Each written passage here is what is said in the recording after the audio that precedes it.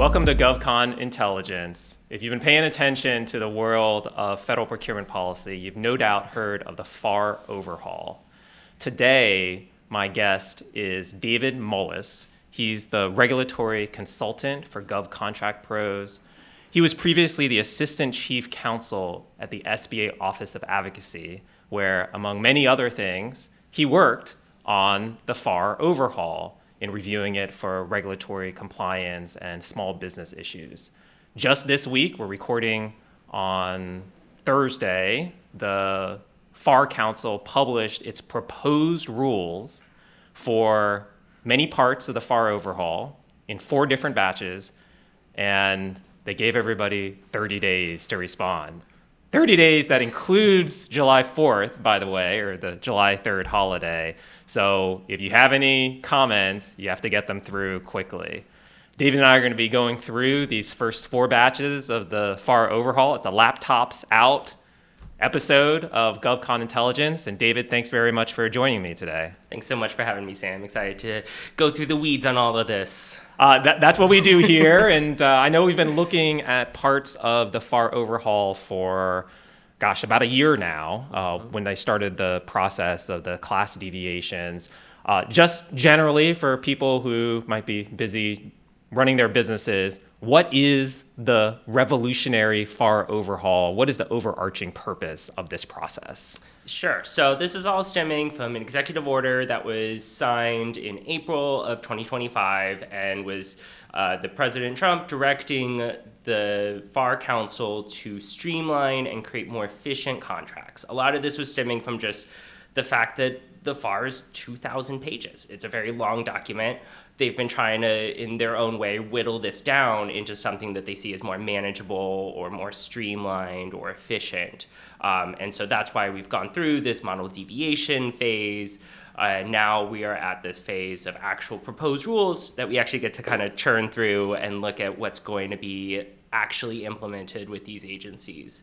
But it's just been a long line of trying to make this more hopefully streamlined is the intention here. So for people who aren't thinking rulemaking 24/7, what's the significance of a proposed rule, which is what we saw on Monday pre-publication, Tuesday officially? What's the significance of the proposed rule as compared to posting things online as they were doing last summer? Sure. So the model deviations, which was basically them just posting kind of their wish list of what the FAR should look like, was really non-binding. So they aren't technically the law. They aren't technically regulations. They permitted agencies to adopt those model deviations. But at the end of the day, you can even look at which agency has adopted which of the model deviations right now, and it is not uniform. There's no agency that's accepting all of these and currently implementing all aspects of the model deviations. And so this actual proposed rulemaking phase means it is seeking public input, which is why we want everyone to be commenting on what they're seeing in the FAR Overhaul. They have to take in that input, and then they can actually put out a final rule that would actually bind all the contracting officers to the terms that are put forward here. So now we'll have consistency among all the agencies that use the FAR once you get to the final rule. Right, exactly. Right, yeah, which is still months away. Okay. It takes a minute or two to get through the whole process here. But once it is a final rule, it would then be the cross-agency binding regulations for everyone. Well, tell me about that.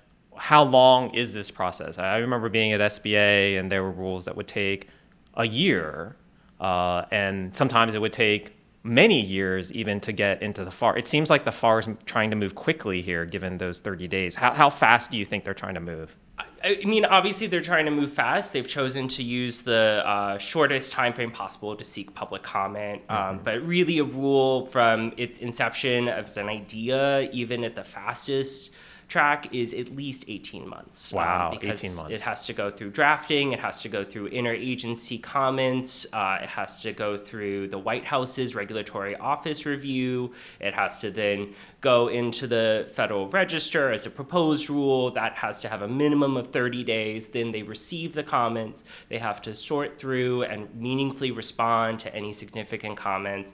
And then once they've kind of crossed all those T's, dotted all those I's, then they can actually put forward the final rule. And usually the final rule has a 60-day window until it's actually effective. So that's, we're even at this point, it's going to take a couple months to see a final rule on just these 4 proposals, and we're expecting at least 8 more. Oh, it's 12 altogether, 12 batches altogether. They've already batched all these parts up into different segments. Just going back to the 18 months, that 18 months includes some time that's already passed to get the proposed rule out, right? Because they've already gone through the interagency review process, OIRA, OFPP review on the proposed rules. Those took longer than they were talking about. Yes. At some point, they were talking about these will be out in April, and now it's June. So not a huge amount of time, but it did cause some delay, that long process. Yeah, and really important to note, kind of weaving in that there's going to be a total of 12 rules to redo the entirety of the FAR. It's that these are the only 4 that have actually passed through OIRA at this point. OIRA has the right to hold a rule for up to 90 days before releasing it to go into the Federal Register as a proposed rule. So we haven't even seen 3/4 of these rules even start that multi-month process at this point. Yeah, and if you go to the FAR tracking chart, the PDF, the rule that I'm interested in, Part 19, it says it's still part at OFPP. So for everybody in the audience, this does not include Part 19, which is small business. It doesn't include that debate over the Rule of 2 and the 8A program. That's yet to be seen. That is a fight for another day, a couple months from now. Honestly, maybe next calendar year at this point. That might be when it comes out. It's just got a long path to go right now. Right. Yeah, I wonder how they're going to work sequentially on these. So there are 12 altogether. There are 4 now. Are they going to try to release these in groups of 4? Are they going to try to finish one group before they go to the next group? Or do you think they're going to release the next proposed rule while they're working on the final rule? I think that they'll be concurrently working on these as they have already been essentially working on all of these, because it's so intertwined that I don't think that they would wait for these 4 to be finalized, because that's going to take months, as I already kind of noted. I think that their initial plan was to have these more out almost at the same time, or within, as one is closing out, to put out the next one into the public register. Well, a lot for us to read as people interested in the regulatory world. When this came out in pre-publication on Monday, I added up all the pages, and it was over 1,000 pages. Yeah. So as you're reading through these 1,000 pages, do you see differences between what is being proposed now versus what was in the class deviation?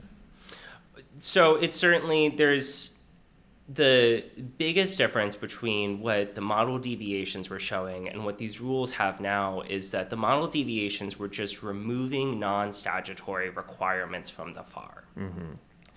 These proposed rules contain substantive rulemakings. These contain substantive policies. This has things like changes to implementing a former CUI proposed rule, a former cybersecurity proposed rule. It's changing meaningful deadlines on certain termination processes. It's introducing not just the reduction of the FAR, but it's actually now including new provisions to the FAR that the model deviations they couldn't do through that process. So don't think that just because you read the FAR deviations over the last summer, that you've read these because there are substantive changes. Right. It was not one and done. Even those model deviations have been subject to many updates and have had multiple rounds of version 2 of Part 19 and such. And so I think that we don't know how these final proposed rules are going to look, and we don't know how the final rules are going to look, which may substantively change from what we're seeing right now, because they can always say there was something that was a logical outgrowth from the comments received, and they can make substantive changes in that final rule. So the comments do matter. I know that from being at SBA. You know that from being at Office of Advocacy. And it seems like the comments mattered even pre-proposed rule here, because earlier this week, GSA, or the FAR Council, published on their website a summary of some of the 1,000 comments that they received on the RFO, on the model deviations. And the biggest point to come out of that is they addressed small business comments on the so-called sunset provision. This was the idea that any non-statutory FAR provisions and clauses would sunset after 10 years. So looking at 2035 or 2036, those would sunset, meaning they would become inoperative. Small businesses commented that that creates unnecessary uncertainty because they don't know what's going to be in their contracts. They don't know how to act in accordance with the rule of two or other small business provisions. What did the FAR do there, and why did they decide to respond to those comments? So I guess a little bit twofold there is like, one, of course, the day that they actually publish these rules, we finally get to see what had been submitted during the model deviation phase. And that's the first time we've actually even heard how many comments were being filed in that phase, because before that was just a black box. People would file comments, but there was no public record or no public showing. Even now, we don't know what did the comments say, who was filing comments, what was responsive and what was unresponsive, what have they chosen to not show us in the comment in that comment collection process. But the sunset provision particularly was originally in there and was part of the executive order as well, to ensure that that's clearly stated that rules that are non-statutory would be removed within that 4-year period. Now it's kind of backed off of that, and now it's more of a general, we want to have this to set up that in the future, the FAR Council will propose rules on regulatory sunset provisions.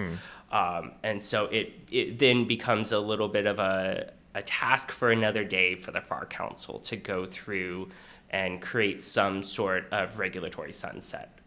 Yeah, I'm looking at it here. 1.109, the FAR Council will see public input through rulemaking on sections, provisions, and clauses. So they're not going to do another, RFO informal comment. Well, that's not even comments, feedback, I think they called it.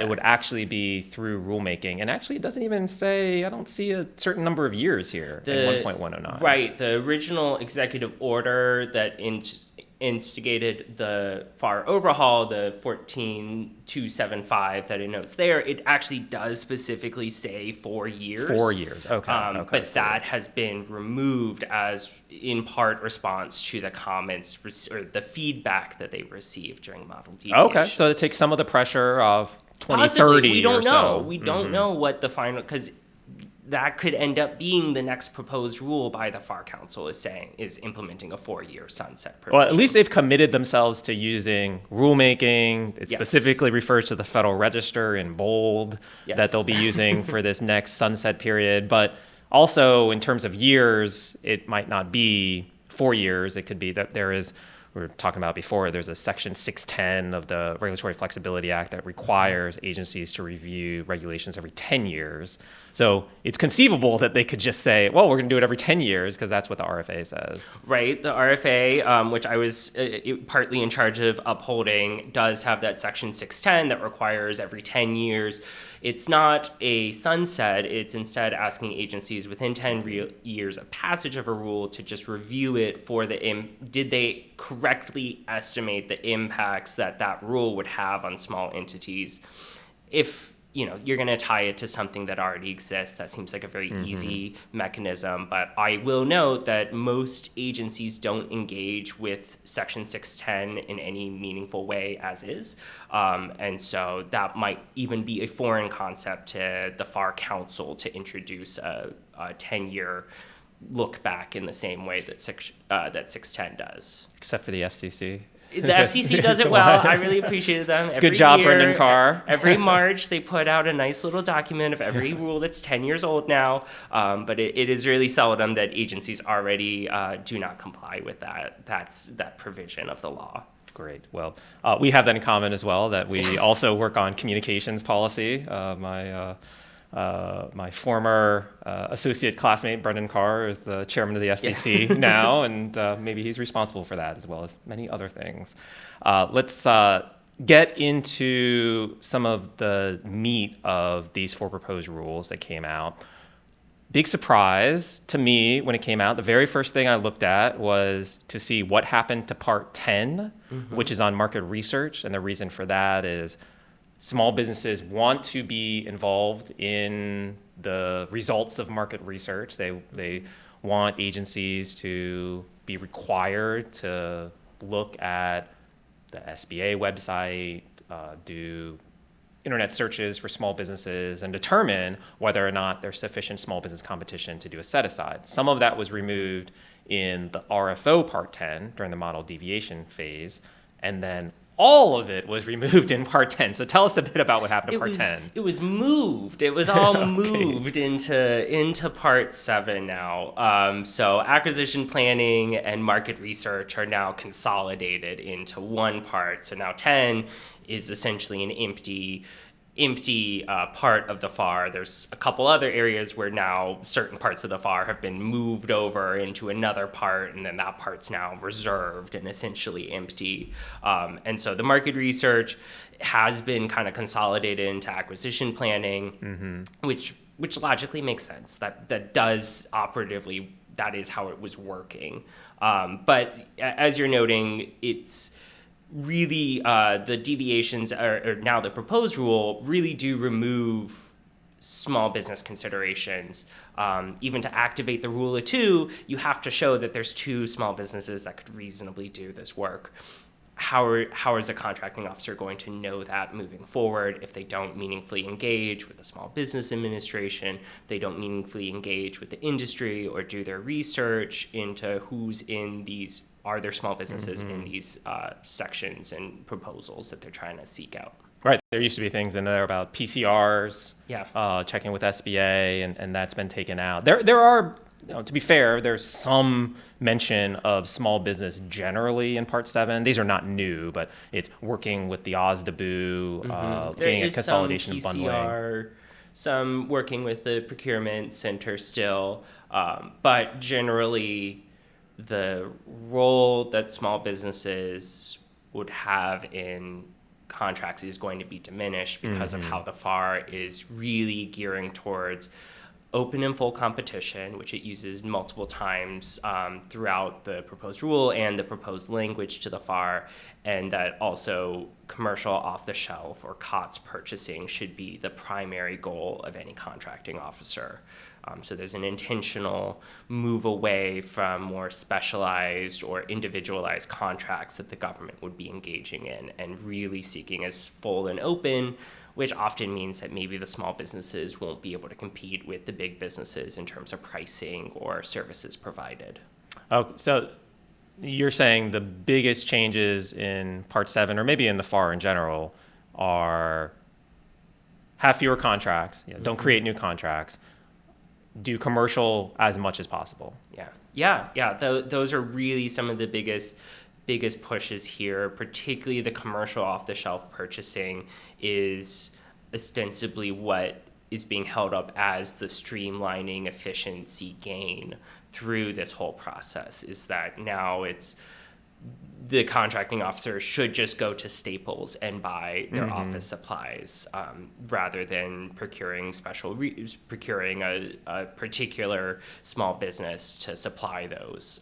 And so it is just really this gear towards, they're just like any other buyer. They want them to just order off Amazon. They want these things to not be so special, which has validity, but also brings in things like cybersecurity risks and other concerns for those contracting officers. Yeah, that's a strange dichotomy on one side with you have to go commercial or try to go commercial as much as possible. On the other side, you also have to pay attention to these NIST requirements and CUI and Chinese manufacturing restrictions. How do you balance those two? It's a great question. Principles? I think that's going to be one of the I think that when this rule and the rest of the revolutionary FAR overhaul really hits on contracting officers, that's going to be one of the tough points for them to navigate, is that they have personal liability on their contracts that they form, and that they could be violating some of those provisions unknowingly. And that's partly why there might have been a reason to have kind of what was before seen as a checkbox approach to your acquisition planning, of that you go through these different steps. They may seem redundant, they may seem tedious, but they at least provided that contracting officer the certainty that they were abiding by all of the underlying regulations and laws. And before, they were written. Yes. And now you can have oral acquisition plans. David, I want to acquire this commercial product. Is that my oral acquisition That plan? sounds great. Right there? Yeah, go ahead. You get the agency head approval and you're good to go. So is that a big change, being able to go to oral acquisition plans? I think that is part of the streamlining effect. It does note that the oral acquisition planning does need a written component justifying why it was oral acquisition planning. Interesting. So there's still going to be some level of a paper trail, but that is one of those, again, seemingly confusing or possibly muddy parts of how do they expect contracting officers to be implementing this rule. Okay. Any other thoughts on Part 10, Part 7, as far as small businesses are concerned? It seems like, my first reaction is this is as bad as what we saw in the model deviations. It hasn't really gotten worse, but it hasn't gotten better. Yeah, I don't think there's no substantial win that seemingly small businesses got through the submit your feedback deviation process so far. I'll note that it's really going to be moving agency responsibilities away from ensuring smalls are in the field and really towards this open and full competition. That's the term of art that's used throughout the entirety of the RFO, is that they want open and full competition. And to me, that reads somewhat as we don't want to have to consider small businesses or do set-asides. Once Part 19 comes out, we already see within the model deviations that part of that is already suggesting that small business programs like the Hub Zone, WASB, FOSB, those won't have sole sourcing anymore. It's just going to be about keeping it within the small business world. So there's seemingly a lot of things that are going to be lost for small businesses within those programs and within generally contracting. Yeah, we've already seen memos from at least the Army directing their agencies not to use 8A sole source, right. And wonder how far that's going to go here. At the very least, speaking of small business authorities, sole source and whatnot, they at least took out the general reference to the Small Business Act and actually put in the names of the programs. I think that was my comment, actually. I put in that Your comment. feedback. Yes, my feedback. There was something previously, I think it said, you can use the authorities in Part 14A of the Small Business Act, which nobody knows what that, what that 14A means, but that refers to all of the programs, small business set aside, 8A, Hub Zone, service-disabled veteran, and women-owned. And maybe you save a few words by doing that, but you create a lot of confusion. They have now turned to at least put the actual words of the programs into Part 6 now, Part 6, which is the one that covers exceptions to full and open competition. Yeah. And so that's, they took the loss on adding more words into the FAR, but I think that that's all the better for its clarity. Overall, the model deviations cut the FAR by 20%, I believe. It was 1,600 pages when you add it all up. Any predictions on this? It seems like you're adding more in with the CUI and some of these other policy changes. I think we're going to get back to 2,000. Wow, all the way to 2,000. Okay. I mean, it's just going to keep building up, and I think that this is going to hit. There's going to be aspects that they realize as it starts being implemented that they need to fill back in, and I think we're quickly going to get back to a long FAR again. But also, changing it from 2,000 pages to 1,600 pages doesn't, I think to most people, you don't want to open either of those books. Like, neither of those are short enough for me. And so I don't know necessarily if that's the substantive change that everyone's been clamoring for, that this is trying to promise. So the hope of reading it all in one night it's not going to be a fading. bedside book just yet. I mean, there is some good news for small businesses involved in the SBIR and STTR programs in Part 6. Those reflect the Phase 3 sole source authority that was not previously in the FAR. It's been in the statute for quite some time. Agencies are certainly using Phase 3 sole source, but now you see it in the proposed rule. It's also in the model deviation. So good news there for SBIR. And there's a hidden recognition of changes to the SBIR data rights. Yeah, very hidden. You time caught frame that really as well. I don't know if I was just searching for 20 years or small business, but there's a provision in the FAR that tells contracting officers how long they must keep documentation for. And there in the old FAR, there's nothing about keeping documentation for SBIR contracts. But in this new proposed rule, there is a requirement that contracting officers keep SBIR contracts for 20 years. Why is it 20 years? Well, it doesn't actually say, because this is just about documentation, but 20 years is the time frame that SBA put into its policy directive for the SBIR program back in 2023. So it's been there for several years now. That's a big expansion from the previous data rights. Previously, it was 4 years. So if you were going to keep with the old 4 years, which is what the current FAR has, you probably wouldn't require contracting officers to keep the documents around for 20 years. It seems like the reason for keeping SBIR contract documents around for 20 years is the FAR, when it comes out with the SBIR section, which is partly and mostly in Part 27 on data rights, somewhat, I think, in Part 19, it'll probably have that 20-year data rights protection period. So that gives the government only government purpose rights for that 20-year period. Yeah. So that's a big win for SBIR companies. Yeah, that will definitely be good to have people who are in the SBIR program to be saying, this is good for us, we appreciate this, and to really explain that when that does come into the comment period for this rule. So we'll watch for that when Part 27 comes out with the data rights section. And then it'll provide consistency between the SBA rule and the FAR rules. All right, CUI. We've been talking about CUI, CMMC, NIST, Revision 2, Revision 3. You have been immersed in this for several years now. Tell us what happened with the CUI proposal.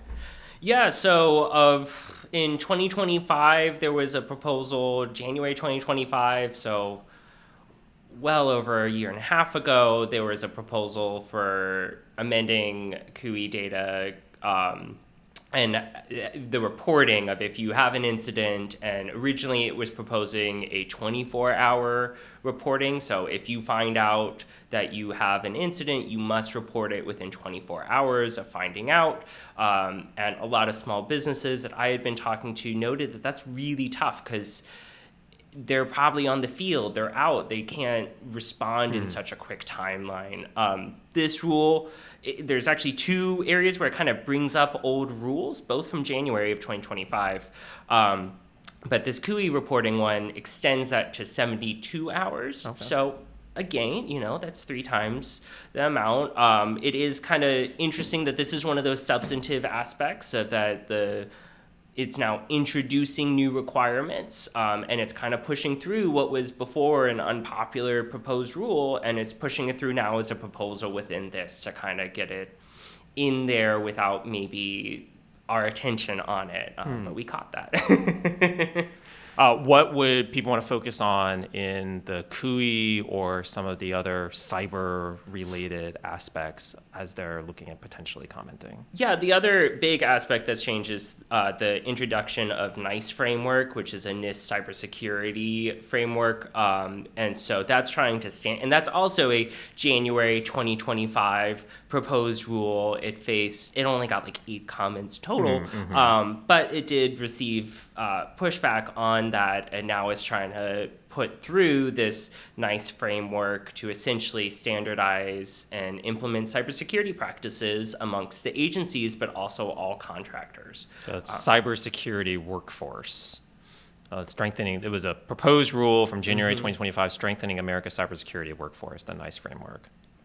And so this cybersecurity new requirements, I'm not going to pretend that I know how that's going to affect every business, because it doesn't, it's going to just be a matter of familiarization. Part of this is each agency could have their own definitions, their own procedures, their own concepts of how to deal with cybersecurity risks. This takes away that ability and standardizes it throughout the government. And so it is going to be learning a new language, and it's going to be learning this framework. If you've been working under this NICE framework already, great, you're already kind of ahead of the game. But if you're not in one of those agencies that was applying NICE before, you're going to have to learn this. There's resources on the website, on NIST website for implementing NICE, but this is going to be a learn new definitions. Those could change, particularly if you're doing IT services or anything that is really touching cyber capacity. How are you managing this? And that's not even mentioning CMMC, which is also going on at the same time, but only affects those within the Department of Defense /War realm of things. So just so we don't get ahead of it, there is not CMMC in this proposed rule. They're not proposing government-wide adoption of CMMC. No, this is not the government-wide adoption. This is certainly a step towards that, at least. It is a step towards creating a standardized, uniform cybersecurity framework for the entirety of government contracting. And I wouldn't be surprised if at some point we see a CMMC government-wide, but we're not even past the implementation point for CMMC right now. So I think that would be, the government is waiting to see how that is kind of taken in, and then we might see that later on. And the CUI proposed requirement here is NIST Revision 3 as opposed to NIST Revision 2. Does that make a difference?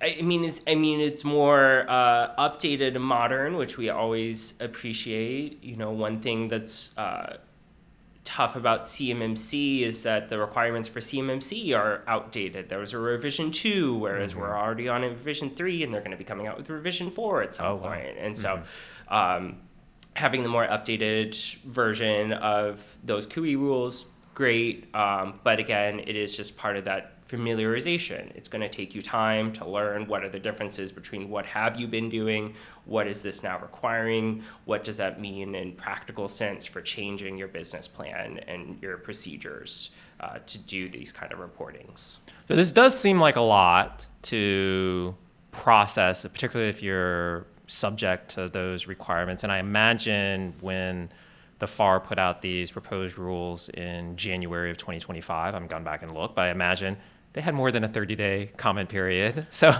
tell me, what do you think? Do you think 30 days is an appropriate time to comment on these, at least in pre-publication on Monday, 1,000 plus pages? Sure. They're going to take the stance that these are technically 4 separate rules. So each of those rules is only 200-ish pages. That's nothing. And so if you chunk it out, sure, maybe. But it's really hard to not see these as intertwined here. These are all really tied together, all 4 of these, plus the 8 that we haven't seen in the Federal Register yet. It's all about changing the FAR at a baseline. 30 days, that's the technical requirement. That's the APA, the Administrative Procedures Act, says if you're going to go through informal rulemaking process and seek public comment on those proposed rules, you need to permit 30 days to allow people to review and submit. That's really not what most agencies go with, though. As you may be very well aware, it's usually 60 days. 60 days is really the norm for most agencies when proposing a rule. That's purely a matter of practice, though. That is really an unspoken norm within putting out public comments, particularly on more lengthy pieces. Usually an agency is going to permit time for the industry to understand it, to familiarize themselves with it, to compare it to what has been and what is being proposed here, and then to also seek meaningful data of surveys. How long is this going to take you to familiarize yourself with? So often that is what an agency will do. If an agency does want to get something through fast, you usually put it through at 30 days because you just want to get it through. You want to meet the minimum timeframes.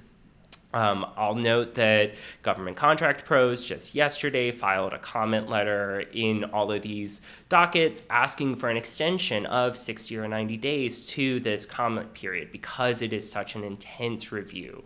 As we're already talking, we've talked about it. It's the FAR as it is now is 2,000 pages. The model deviations are 1,600 pages. Now we also have a FAR companion guide that they updated for the model deviations. There's other guidance. There's guide management. They've just published that comments received and how they've dealt with them section. Thousands and thousands of pages that they're asking everyone to go through in a very short time frame. Plus, these are including new provisions that were not proposed in the model deviation phase that have substantive effects on businesses.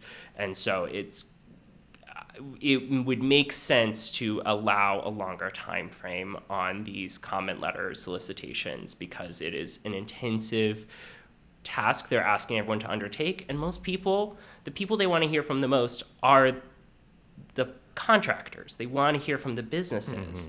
But they have businesses to run. They have bottom lines. This is the end of the fiscal year. They're very busy right now, and so this is going to be a large task if they actually do want the public to provide meaningful input to this rulemaking. And I'll just emphasize to the FAR Council, if you want people to celebrate America's 250th anniversary, the big birthday, don't have them at home reading 1,000 pages of proposed rules. It's gonna ruin somebody's beach vacation doing this. You have plans to go to the beach, David? Going out to the fireworks with your FAR printout. They're putting these out in batches. Do you have any insight on how they've selected these batches, how they've decided to put certain parts together, and why there are 12 of them? I mean, you can take that there's 12 of them, 4 of them are out right now. The FAR Council is made up of 3 agencies, ostensibly NASA, DOD, and GSA. Ostensibly, that's looking at each of them taking on about a third of it, and kind of taking that on as an administrative task for their staffers. But then also these are kind of looped together in the general, 7 and 10 are now together, so 7 and 10 are within the same rule. There is some logic to how these are being laid out, as much as you can put logic in sorting through 52 different parts and trying to divvy them up into just 12 rulemakings. Oh, that's fascinating. It's a big math problem. How do you divide 52 by 3 for 3 agencies and then try to get these out so that you're not putting out the whole FAR at once? There were some rumors that they were going to put out all 52 parts at once. I'm glad that didn't happen. So when you were at the SBA Office of Advocacy, your big emphasis was on the Regulatory Flexibility Act, which, as you mentioned before, looks at the impact of regulations on small businesses. So when you hear about, some law or some regulation cuts such millions of dollars from regulation, that's where it comes from, right? The Exactly. Regulatory Flexibility Act. So tell us a bit about generally how the Regulatory Flexibility Act works, and how does it work specifically during this process for the FAR overhaul? Yeah, no, that's a great question. It's one of those parts of every regulation that even some of the most seasoned administrative law nerds don't necessarily get into. And so the Regulatory Flexibility Act is really a way to ensure that the agencies are considering the impact a rule will have on small businesses, small nonprofits, and small government jurisdictions of under 50,000 people, i.e. local counties. The RFA asks for a what I always told people was that the RFA should be essentially a 10-page or less section that you can hold, you can read through, and should be able to accurately explain the proposal, what is being proposed, what is being changed, why are they doing this, how much will it cost you, and what do you need to do to comply with this new proposal. And then also it asks, what did the agency consider as a reasonable alternative that could lessen the impacts on small entities, but the agency chose not to pursue for another policy reason, which can often be like, it's just hard to implement a differentiation between the small and the big on a particular rule. And so the regulatory flexibility analysis is really about trying to give some data and some actual numbers behind what is going on here and trying to inform the small businesses what they need to know. As far as it relates to these rules and what we're seeing right now is the regulatory flexibility analysis is there. It is stating that it will have an impact on small entities. It does not provide any estimates, though. And that's where I think that within the public comment process is something that is really vital to be raising up now, is the entirety of this FAR overhaul. It is asking you to read through the FAR again and again and again and again, that as we've time, done over the past year. That's a familiarization cost. That is a cost.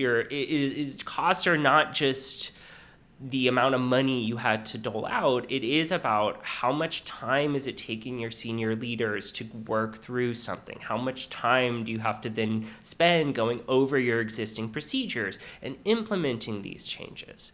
And so that's something that is ostensibly left out of the Reg Flex analysis here, is that it doesn't tell us how long they think it might take contracting officers to be trained on the FAR. It doesn't tell us how long they think a small business will have to spend to familiarize themselves with this. And it doesn't even begin to estimate the impacts of these changes on small entities, how much time and energy will go into implementing the NICE framework, into implementing these different aspects of like how will the market research changes actually impact small businesses. It doesn't attempt to put any numbers behind that right now. And so that's where the public really needs to be writing comment letters saying, this is my estimation, because if you're putting forward estimations and they've put forward nothing, your estimation becomes the official estimates. So tell me about how this works. That they come up with something called the Initial Regulatory Flexibility Assessment. Analysis, IRFA,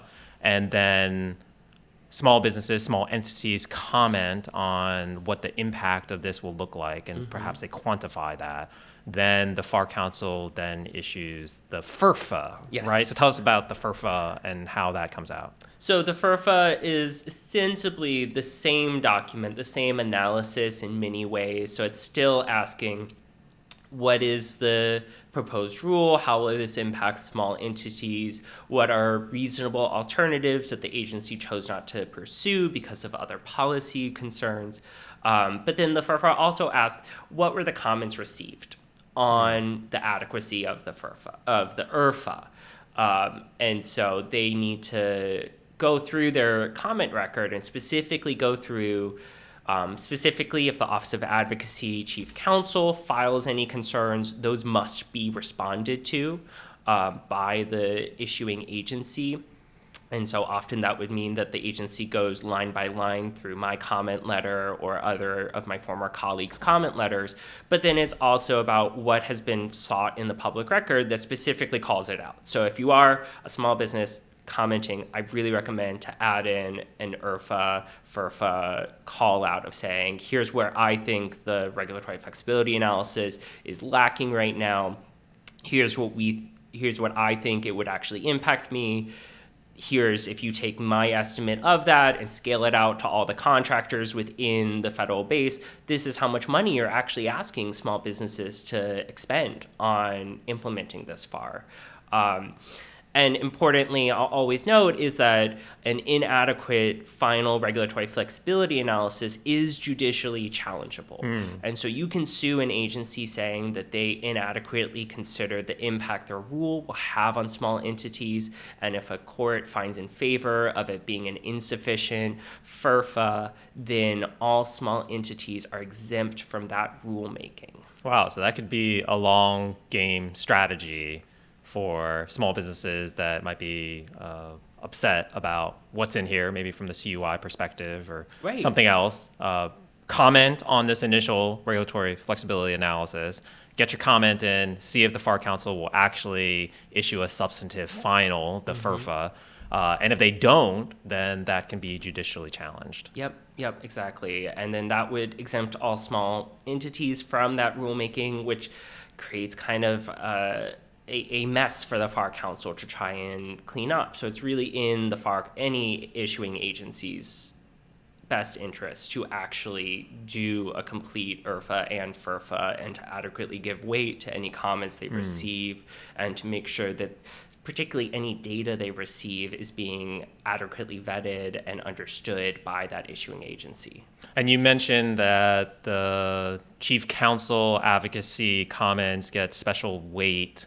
What do you expect to see from Office of Advocacy there, and how is that weight applied during the FRFA process? So the FRFA specifically has a section that says what were the concerns raised by the Chief Counsel of Advocacy and how do you move past those? And so when I commented on CMMC, the Department of Defense was going line by line through my comment letter and saying, here's what was raised as an issue, here's how we're pledging to commit engagement with small businesses and stuff. So the Chief Counsel's comment letters do get a kind of special weight. They're literally the only comment letter that anyone can file that must be responded to no matter what. Whereas most comment letters just need to be meaningfully responded to if they raise significant issues that the council can actually deal with in the actual rule.